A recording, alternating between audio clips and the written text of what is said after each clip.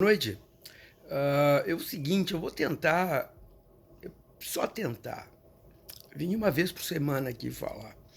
Se nós fôssemos pegar todos os assuntos que acontecem no dia, a pauta é inesgotável. Nós teríamos a possibilidade de fazer um podcast, um programa de rádio inteiro, só com os acontecimentos diários. E não vou falar nem sobre as bizarrices. Pô-se de bizarrices, então, bom, os stand-ups estão fazendo alto sucesso.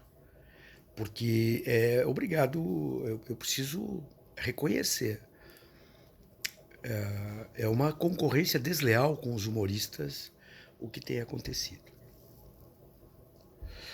Agora, uma coisa é certa, nós estamos no meio de uma escalada autoritária.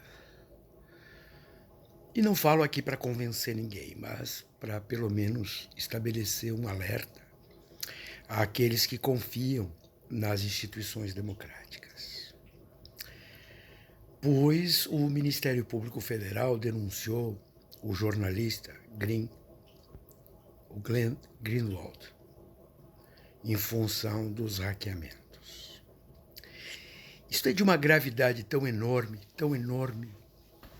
que transcende completamente o nome do jornalista, a sua empresa, o The Intercept, e o próprio fato.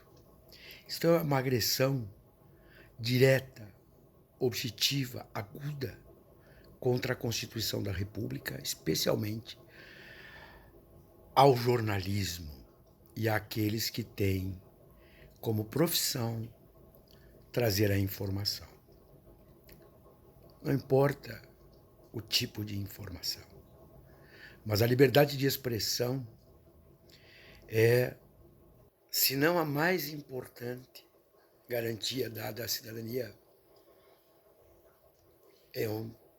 com certeza, se não é a número 1, é a número 2. O Supremo Tribunal Federal já decidiu sobre isso quando julgou a ação de descumprimento de preceito fundamental número 135, cujo relator foi o ministro Aires Brito. O próprio ministro Gilmar Mendes, tratando exatamente do caso Greenwald, também já havia tomado uma decisão no sentido de impedir investigações sobre ele. Por quê? Porque jornalista. E o dever fundamental do jornalista, neste caso, é preservar o sigilo da fonte. A simples ação é um recado dado por este bando de fanáticos às mídias.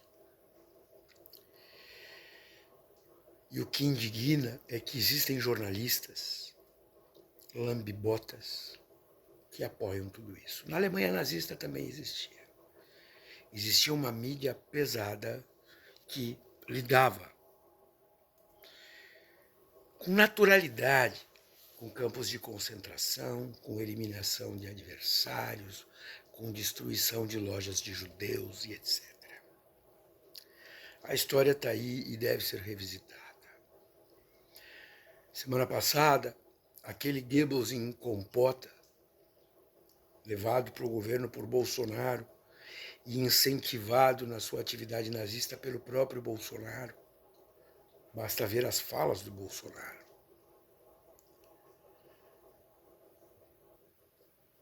Já demonstrava de uma forma absurdamente despudorada o que tem dentro deste governo, os intestinos deste governo, que ele é.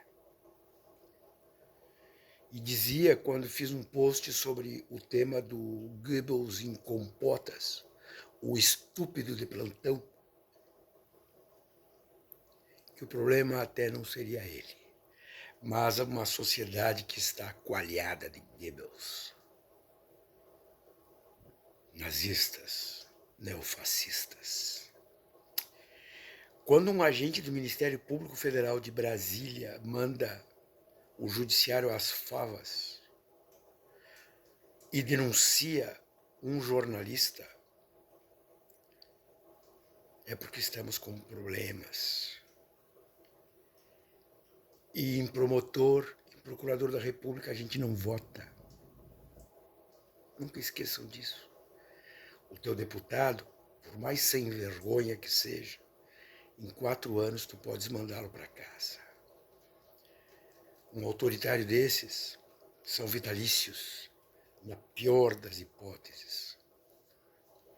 Tu conseguirá que ele tenha uma aposentadoria integral. E mais do que isso, olhem os episódios da Dallagnol. Sequer as investigações são feitas. Para encerrar e para falar de um mundo real, Brumadinho vai fazer 1 ano. Ninguém está preso. A Boate Kiss, lá se vão 4 anos e ninguém está preso. Mariana, se passaram quantos anos? 2 e ninguém está preso. É deste Brasil que nós estamos falando. De um procurador da República que manda as favas à ordem jurídica.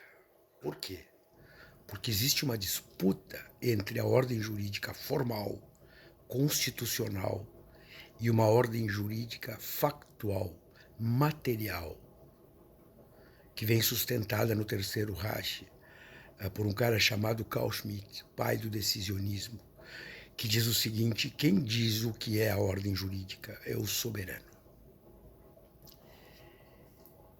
E se vocês somarem Carl Schmitt com Günther Jacobs, o chamado direito penal do inimigo, vocês vão compreender o que está acontecendo no Brasil do ponto de vista de uma disputa por uma determinada normatividade que tem como base uma estruturação moral da sociedade.